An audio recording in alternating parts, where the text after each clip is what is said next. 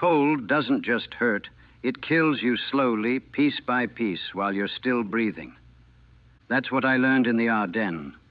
Not from the Germans, though they tried hard enough, but from December itself, from the snow and the wind and the wet that got into your bones and never left.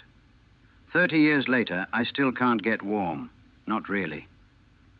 My wife keeps the thermostat at 75, and I'm still reaching for another blanket.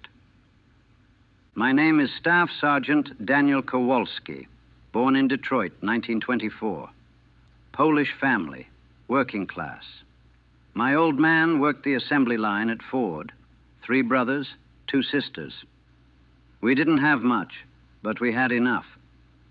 I was 20 years old when the Bulge started. Thought I knew what war was by then. I was wrong. I'd enlisted in 1943, right after I turned 18. Didn't wait for the draft. My older brother Tommy had been killed at Salerno, and I wanted payback. Stupid reason to join up, maybe, but I was 18. Everything seemed simple then. They put me in the 106th Infantry Division, the Golden Lions. We trained at Camp Atterbury in Indiana, then shipped out to Europe in October 1944.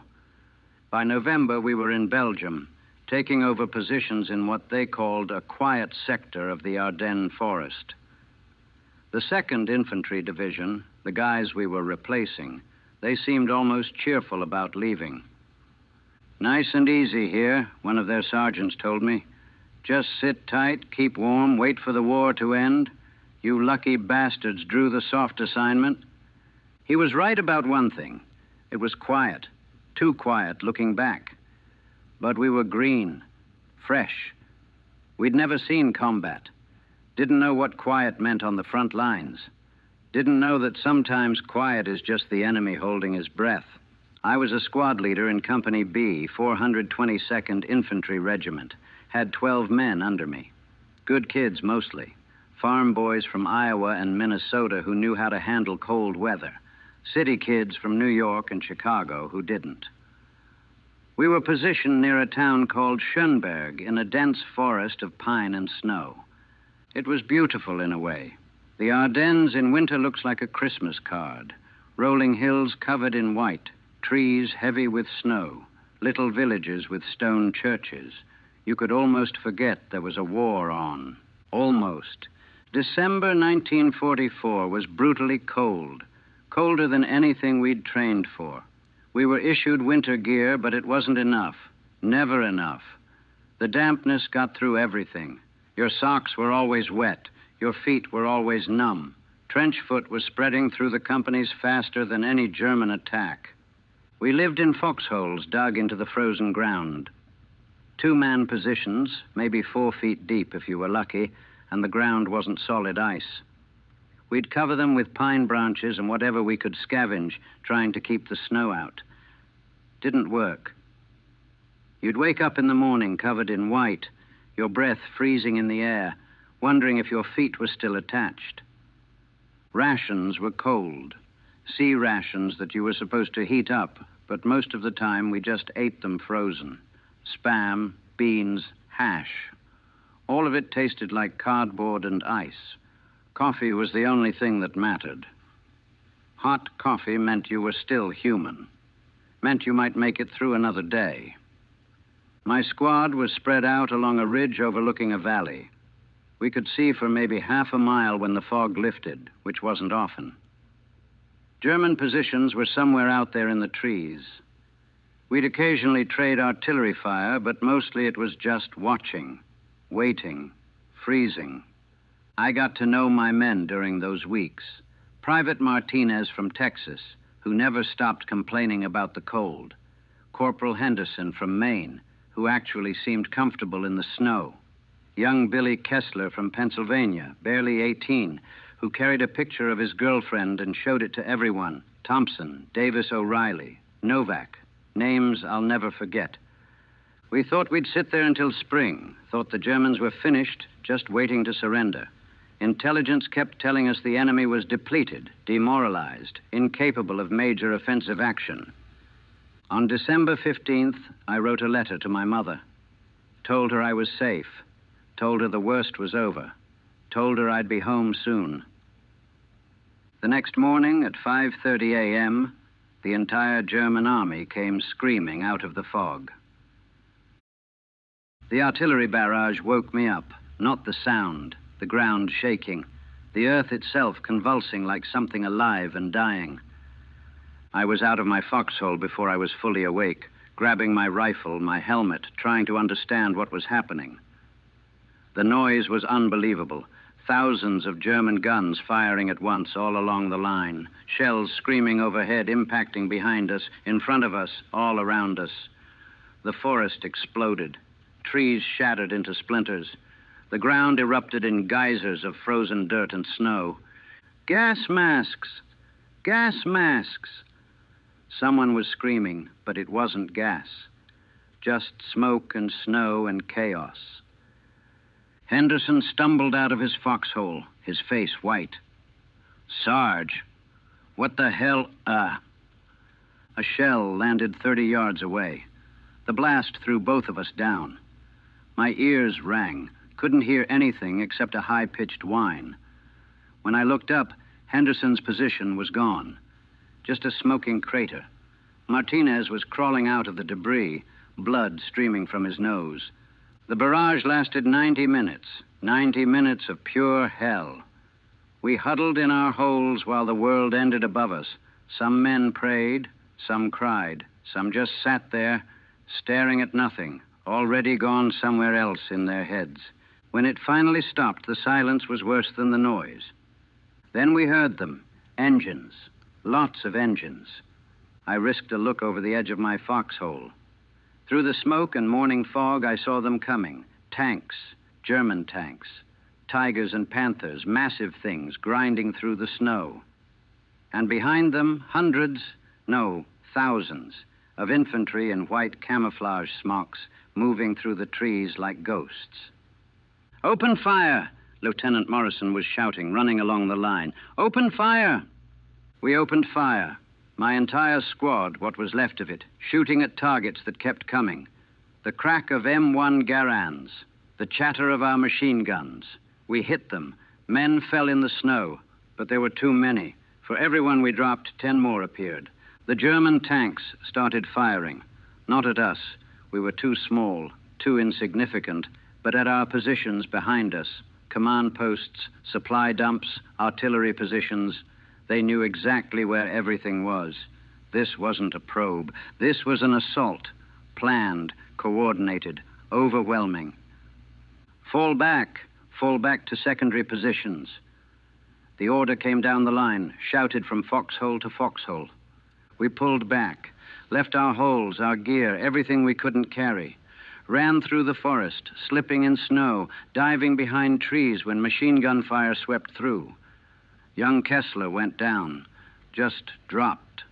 I grabbed him, tried to pull him up, but his eyes were already empty. A neat hole in his forehead. The picture of his girlfriend fell out of his pocket into the snow. I left him there. Had to. The Germans were right behind us. We fell back to a ridge maybe half a mile behind our original position. Dug in again. Tried to organize. Company B had been spread across 2 miles of front. Now we were compressed into maybe 500 yards, mixed with other units, everyone confused, nobody knowing what was happening. Morrison found me. His face was bleeding from shrapnel cuts. Kowalski, I need you to hold this position. Don't let them through. Sir, how many are there? Too many. He looked back toward the German lines. Intel was wrong. They're not depleted. This is everything they have left, and they're throwing it all at us. He was right. This was Hitler's last gamble. The Battle of the Bulge, though we didn't call it that yet. We just called it survival. The Germans hit us again an hour later. Infantry assault supported by tanks. We held them for a while. Our machine guns cut them down, but they kept coming. Wave after wave. When one group fell, another took its place. We were running out of ammunition, running out of men, running out of time.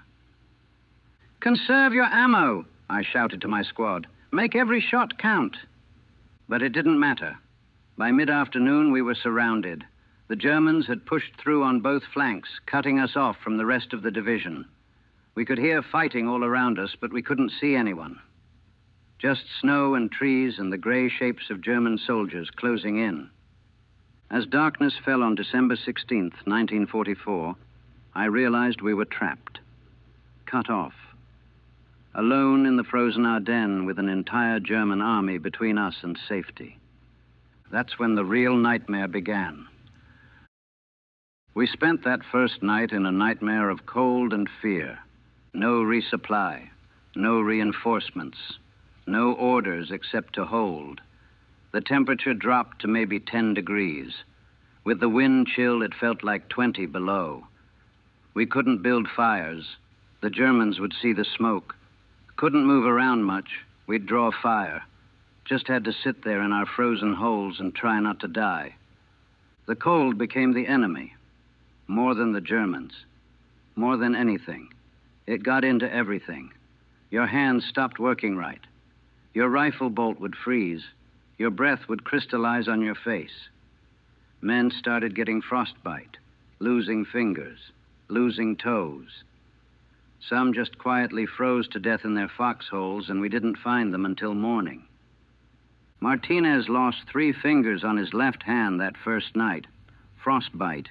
He didn't even realize it until dawn, when he tried to load his rifle, and they just came off, turned black and fell off like dead branches. He stared at them lying in the snow, those 3 fingers, and started laughing. High, hysterical laughing that wouldn't stop until Henderson slapped him. We had maybe 60 men left from the company, down from nearly 200. The rest were dead, wounded, scattered, or captured. We didn't know which and couldn't find out. Radio was gone. Phone lines were cut. We were completely isolated. On the second day, the Germans came again. This time they brought up mortars. We could hear the hollow thump of them firing, then count the seconds until the rounds landed. Crump, crump, crump, walking the barrage through our positions. A tree burst caught Thompson, shrapnel through the chest. He bled out in 5 minutes, crying for his mother the whole time. We tried to hold, fired until our barrels glowed. But the Germans just kept coming. Fresh troops, well equipped. They had winter gear that actually worked. White camouflage, warm coats. They looked like they belonged in the snow. We looked like frozen corpses. By December 18th, we were running out of everything. Ammunition, food, medical supplies, hope. The wounded were piling up with nowhere to send them. Our medic, a kid named Cooper from Ohio, was doing surgery in a frozen foxhole with a penknife and no morphine. Men were screaming while he tried to dig shrapnel out of their legs. The Germans sent a patrol forward under a white flag, an officer who spoke perfect English. "Your position is hopeless," he called out. "Surrender now and you will be treated according to Geneva Convention. Continue fighting and you will all die in the snow." Morrison sent him back. "Tell your commander Americans don't surrender." Noble words, stupid words. We were dead either way. That night, I found Novak in his foxhole. He'd shot himself, put his rifle under his chin and pulled the trigger with his toe. Left a note for his wife that I couldn't read because the blood had soaked through the paper. I took his dog tags and his ammunition and left him there. We didn't have time for burial, barely had time for living. The cold kept getting worse. It wasn't just uncomfortable anymore. It was killing us. O'Reilly got hypothermia, started talking nonsense, saying he was at the beach, that he was hot trying to take off his clothes. We had to restrain him, wrap him in every blanket we could find. He died that night, just stopped breathing, froze from the inside out. On December 19th, the food ran out completely. We ate snow, chewed on pine bark. Some men tried to eat their leather boots, anything to put something in your stomach. The hunger was almost as bad as the cold. Almost. The Germans attacked again. We were so weak we could barely lift our rifles. Henderson got hit by a machine gun burst, took 3 rounds in the stomach. He looked at me, surprised, like he couldn't believe it had finally happened. Died trying to tell me something. I never found out what. We were down to maybe 30 men, frozen, starving, out of ammunition, cut off and alone. Morrison called us together. What was left of us, 30 ghosts in the snow. "We're going to try to break out tonight," he said. "Head west, try to reach our lines. It's our only chance." "Sir," I said, "half these men can't walk. We've got wounded who can't be moved. Then we leave them." His voice was flat, dead. "We leave them or we all die here." That's what war does. It takes away choices, takes away humanity, leaves you with impossible decisions and no good options. We left the wounded, gave them what morphine we had left, told them help would come, knew it wouldn't, left them in the frozen forest to either bleed out or freeze or get captured, left them because survival meant becoming something less than human. Davis was one of the wounded, leg shattered by shrapnel. He grabbed my arm as we prepared to move out. "Don't leave me, Sarge. Please, don't leave me." I pulled away. "I'm sorry."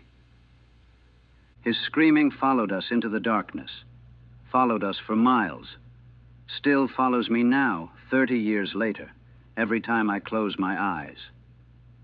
We moved through the forest at night, 30 men stumbling through snow, freezing, starving, broken. The Germans were everywhere. We could hear them talking, see their campfires, smell their cooking. We crawled past their positions, held our breath, prayed they wouldn't see us. Some didn't make it, collapsed in the snow and couldn't get up. We left them too. Had to. Survival meant abandoning everything, including each other. By dawn on December 20th, there were 16 of us left. We were behind German lines, miles behind, moving west through the forest, trying to find our way back to American positions. No map, no compass, just following the sound of artillery and hoping we were going the right way. The landscape was chaos. German supply columns everywhere. Tanks, trucks, infantry units moving toward the front. We hid during the day, moved at night, trying to be invisible, trying to survive. On the second night of our escape, we stumbled on a farmhouse. Small place, abandoned, half destroyed by shelling. We broke in looking for food, found nothing except frozen potatoes in the cellar. We ate them raw, tasted like ice and dirt. Best meal of our lives. Morrison was deteriorating. The cold had gotten to him. He couldn't stop shaking, couldn't make decisions. Just sat in the corner of that farmhouse, staring at nothing. Leadership fell to me by default. I was just a sergeant, but I was the only one still functioning. "We keep moving west," I told the men. "Stay together. Stay quiet. We make it through this." But I didn't believe it. Couldn't believe it. We were dead men walking through the snow, and we all knew it. We left the farmhouse before dawn. German patrols spotted us about a mile later. They opened fire. We ran, scattered into the trees. I saw 3 men go down, didn't see them get back up. When we regrouped an hour later, there were 11 of us. The days blurred together. December 21st, 22nd, 23rd. Christmas was coming, and we were in hell, moving through the frozen forest, avoiding German patrols, watching more men die. Martinez finally collapsed on the 23rd. His feet were black with frostbite. Gangrene had set in. He couldn't walk anymore, couldn't even stand. "Leave me," he said. "I'm done." "We're not leaving anyone else," I said. And "Sarge," he grabbed my jacket, "look at me. I'm already dead. Save yourselves." Morrison was sitting against a tree, shaking uncontrollably. The other men were barely conscious. We couldn't carry Martinez, could barely carry ourselves. "I'm sorry," I said. "Don't be..." He smiled. actually smiled. Just make it count, you know? Get home. Tell them what happened here. We left him our last blanket and half our remaining rations, left him propped against a tree with his rifle. He was still alive when we moved out. Don't know how long he lasted after that. 10 of us now, 10 frozen ghosts. On Christmas Eve, we heard American voices, actual American voices, drifting through the trees. We thought we'd made it, thought we were safe, crawled toward the sound. It was a German ambush. They'd captured some Americans and were using them as bait. We realized it too late. Machine gun fire erupted from 3 sides. Morrison was hit first, then Cooper, then 2 others whose names I can't even remember anymore.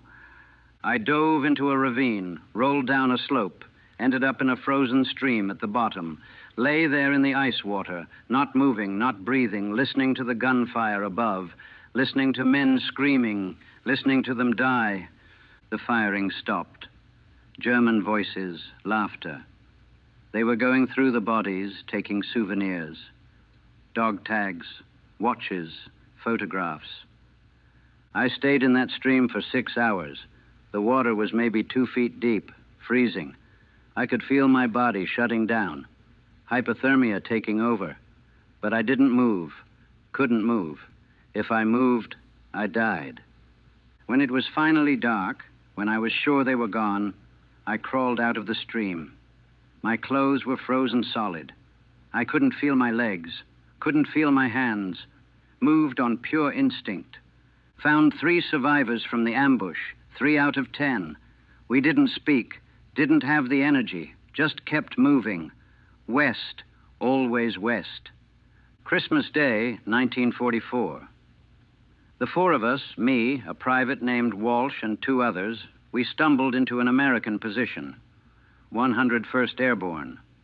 They were dug in around a town called Bastogne, surrounded just like we'd been, but still fighting. A paratrooper caught me as I collapsed. Jesus Christ, where'd you come from? 106th Division, I managed to say. We've been behind German lines for 9 days. The 106th? He looked confused. That division surrendered days ago. Biggest surrender since... We didn't surrender, I said. Then I passed out. They took us to an aid station. Treated us for frostbite, hypothermia, exhaustion, malnutrition. Told us we were lucky. Lucky. Out of my entire company, 200 men, 4 of us made it out. 4. The rest were dead, or captured, or frozen somewhere in the Ardennes, waiting for spring to reveal what winter had done. I spent 2 weeks in that aid station. They had to amputate 2 of my toes.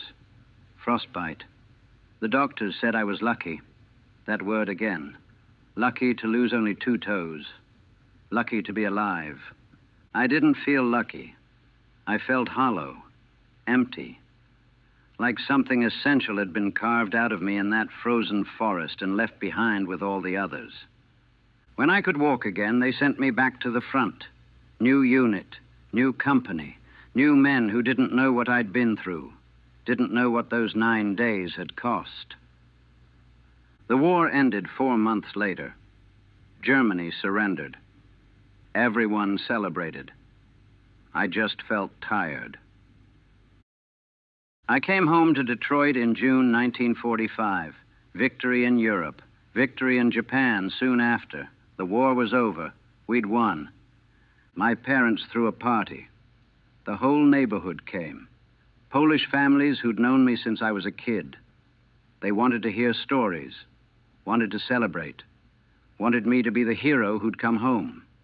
I couldn't do it, couldn't pretend, couldn't smile and shake hands and talk about glory and victory when all I could see were the faces of the men I'd left behind. Martinez with his frozen fingers, Davis screaming as we abandoned him, young Kessler with a hole in his forehead and a picture of his girlfriend in the snow. Tell us about the fighting, my uncle asked. Were you scared? I stared at him. What could I say? That I was terrified every second? That the cold hurt worse than bullets? That I watched men freeze to death because we had no choice? That I left wounded soldiers to die because survival meant becoming a monster? It was war, I said. People died. They wanted more. They always want more.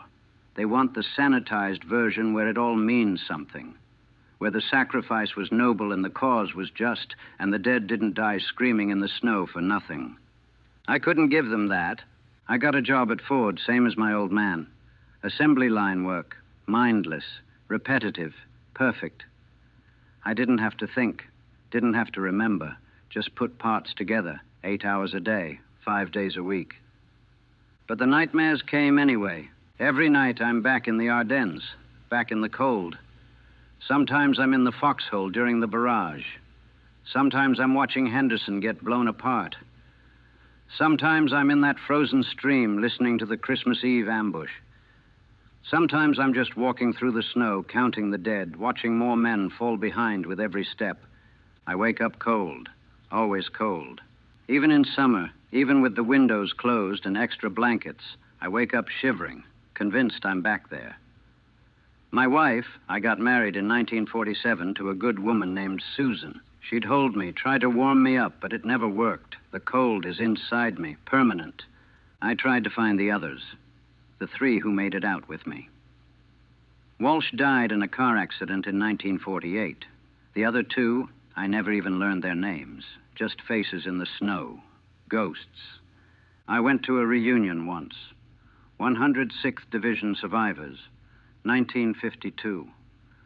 Thought maybe it would help to talk to men who'd been there, who understood. It was worse, so much worse. They wanted to talk about the division's surrender, about the thousands who'd been captured, about who was to blame, about the shame of it. The 106th had the largest surrender of American troops in the European theater. Over 7,000 men captured in 2 days. But they didn't want to talk about the cold, about the men who died in those first hours, about the impossible choices, about what it cost to survive. I left after an hour, never went back. My kids were born in the 50s, 2 boys, 1 girl.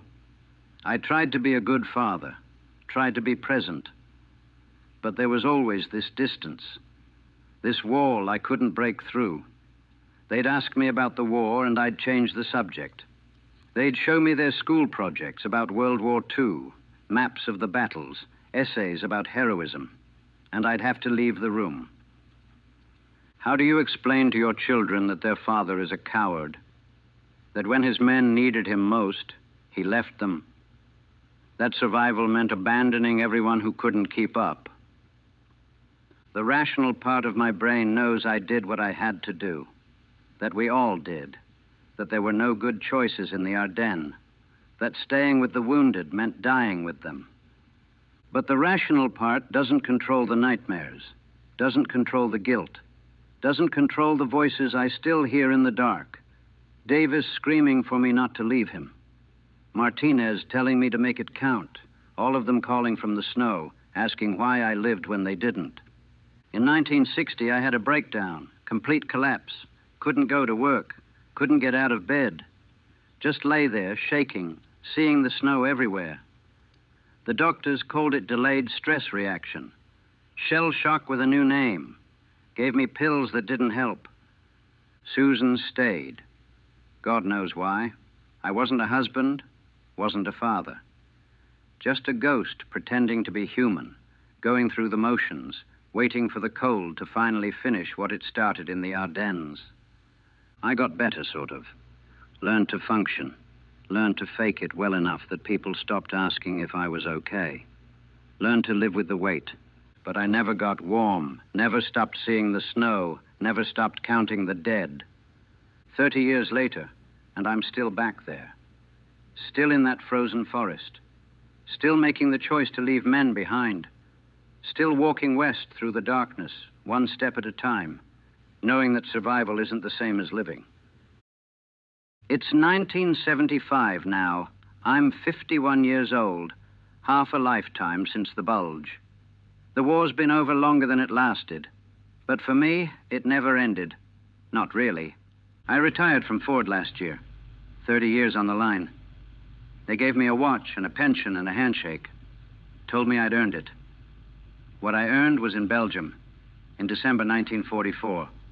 And it wasn't a pension. My kids are grown now. They have families of their own. Grandchildren I barely know. They stopped asking about the war years ago. Learned not to. Learned that some doors don't open. Some questions don't get answered. My oldest son, Danny, named after me, he asked me once when he was maybe 12, "Dad, were you a hero in the war?" I looked at this kid, this innocent face, and I wanted to tell him something true, something real. But how do you explain to a 12-year-old that heroism is a lie we tell ourselves so we don't have to face what we really are? That war doesn't make heroes. It makes survivors and corpses, and sometimes the difference between them is just luck. No, I told him. I wasn't a hero. I just came home. He looked disappointed. Still does, I think, even now that he's 30. The cold never left me. Even now, in the middle of summer, I wear long sleeves. Keep the heat turned up. Susan jokes that I'm turning into an old man early, always complaining about the cold. She doesn't understand. Can't understand. Nobody who wasn't there can understand what it's like to have cold become part of your DNA. To feel it in your bones every single day, regardless of what the thermometer says. I still have nightmares. Less frequent now, maybe, but more intense. I'll go weeks without one, then have 3 in a row. Always the same scenes. The artillery barrage, the retreat, the frozen stream, the men I left behind. Davis is there every time, grabbing my arm, begging me not to leave him. And every time, I pull away. Choose to live. Choose survival over humanity. And every time I wake up, I wonder if I made the right choice. I looked into what happened to the 106th Division after the war, read books, talked to a few survivors. The official number is over 7,000 captured in the first 3 days of the battle. Most survived the prison camps and came home. The ones who died fighting, the ones like my squad, they numbered around maybe 1,000, maybe more. Nobody knows for sure. A lot of bodies were never found, buried under snow or lost in the forest. Sometimes I wonder if I should have been one of them, if it would have been better to die with my men than to live with leaving them. At least then I wouldn't spend every day remembering their faces, wouldn't hear their voices in the quiet moments. Martinez, Henderson Thompson, O'Reilly, Novak, Davis Morrison, Cooper Kessler Walsh.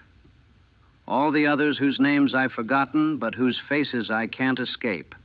The official history calls it Hitler's last gamble, the Battle of the Bulge, the greatest American battle of the war. We won, eventually. Pushed the Germans back, destroyed their last offensive capability, made victory in Europe possible. But victory looks different when you're standing in it. When you've paid the price for it in frozen fingers and abandoned friends and 30 years of cold that won't leave your bones. They gave me medals, too. Bronze Star, Purple Heart, the same ones they gave to everyone who survived. I keep them in a drawer. Haven't looked at them in 20 years. What do you do with a medal that says you survived when better men didn't? When survival meant leaving them to freeze? People ask me sometimes, younger people who learn I was in the war, if I'm proud of my service, if I'd do it again. I don't know how to answer that. Proud? Of what? Of surviving, of making it home when 200 other men didn't, of living with their ghosts for 30 years? Would I do it again? I didn't have a choice the first time. None of us did. We were just kids, thrown into hell, trying to survive. And survival meant becoming something we never wanted to be. The truth about the Bulge, the truth nobody wants to hear, is that it wasn't glorious. It wasn't heroic. It was just cold and death and impossible choices. It was men freezing to death in foxholes while the world forgot they existed. It was leaving your friends behind because carrying them meant dying with them. It was 9 days of stumbling through snow, watching your humanity drain away with every step. They call us the greatest generation, say we saved the world. Maybe we did, but the cost was higher than anyone wants to admit. We didn't just lose the men who died. We lost the men who lived too, lost them to cold and guilt and nightmares that never end. I look at my grandchildren sometimes playing in the snow, making snowmen, having snowball fights. They laugh and throw snow at each other, and all I can see is Martinez's fingers falling off. All I can feel is that frozen stream. All I can hear is Davis screaming. They ask why I never play with them in the snow. I tell them I'm too old. That's easier than the truth. The truth is the snow is where my friends died, where I left them, where part of me is still trapped 30 years later, frozen in December 1944. I'll die with it, I think. This cold, this weight, this guilt. There's no coming back from what we did, what we had to do. No redemption for surviving when others didn't. No forgiveness for choosing life over loyalty. They say time heals all wounds. They're wrong. Time just teaches you to live with the wound, to carry it, to pretend it doesn't hurt while it slowly bleeds you dry. I'm 51 years old and I've been cold since I was 20. Will be cold until the day I die. We'll still be hearing those voices, still be seeing those faces, still be making that choice to leave them behind. The Battle of the Bulge lasted 6 weeks. For me, it's lasted 30 years.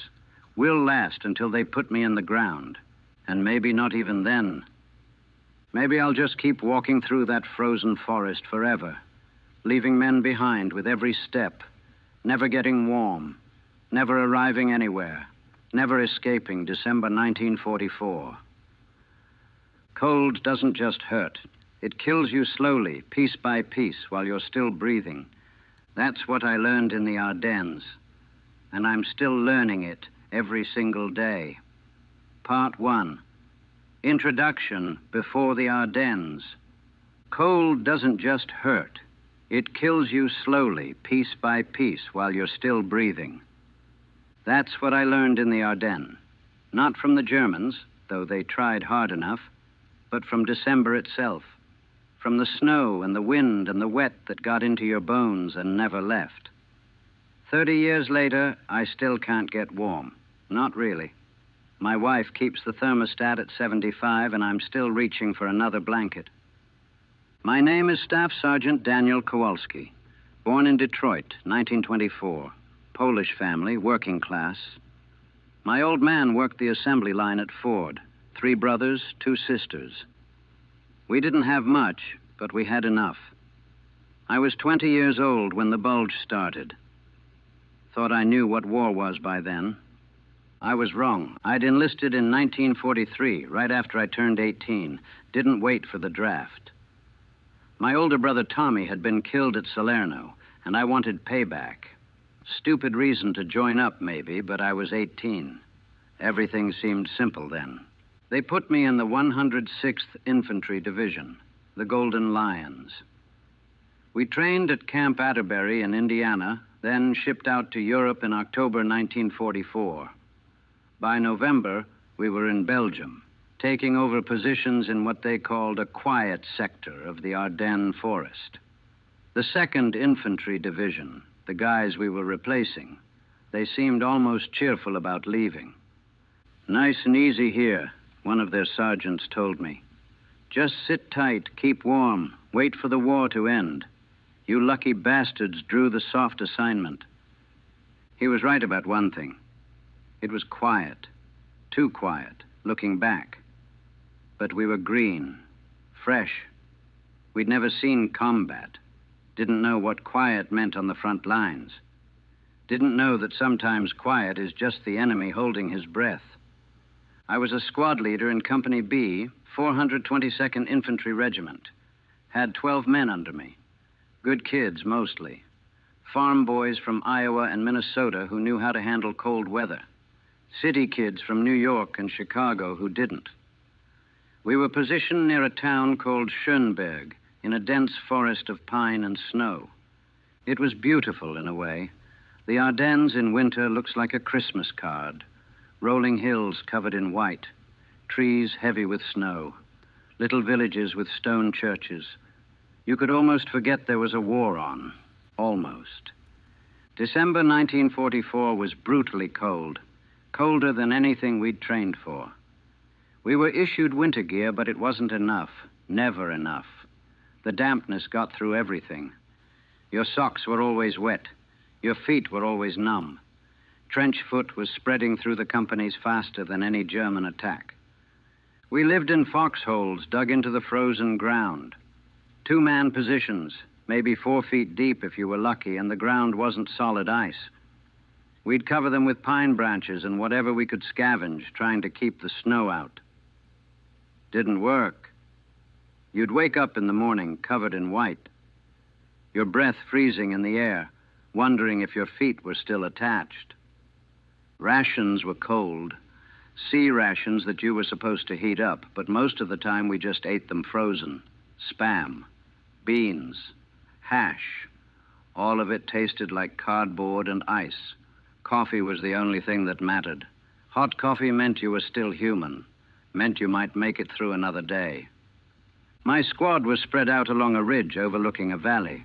We could see for maybe half a mile when the fog lifted, which wasn't often. German positions were somewhere out there in the trees. We'd occasionally trade artillery fire, but mostly it was just watching, waiting, freezing. I got to know my men during those weeks.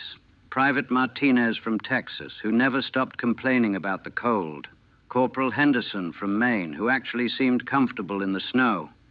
Young Billy Kessler from Pennsylvania, barely 18, who carried a picture of his girlfriend and showed it to everyone. Thompson, Davis O'Reilly, Novak. Names I'll never forget. We thought we'd sit there until spring. Thought the Germans were finished, just waiting to surrender. Intelligence kept telling us the enemy was depleted, demoralized, incapable of major offensive action.